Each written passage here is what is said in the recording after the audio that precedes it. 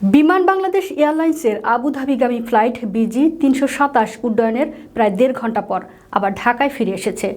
বিমানটির 3টি টয়লেটের ফ্লাশ নষ্ট হয়ে যায়। এতে যাত্রীরা অস্বস্তিকর পরিস্থিতির মুখে পড়ায় ঢাকায় ফেরার সিদ্ধান্ত নেন পাইলট।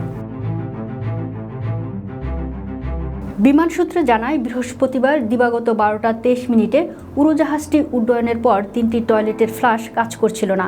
এতে যাত্রীরা অস্বস্তিকর পরিস্থিতির মুখে পড়ে। পরে বৃহস্পতিবার দিবাগত রাত 1টা 31 মিনিটে শাহজালাল অবতরণ করে বিমানটি।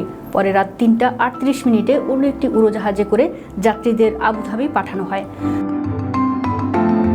তবে সেই বিকল্প উড়োজাহাজ শুক্রবার 8 আগস্ট বেলা 11টা 30 মিনিটে ব্যাংককগামী বিমানের 388 ফ্লাইটের জন্য নির্ধারিত থাকায় ওই ফ্লাইটে সময় মতো ছাড়তে পারেনি।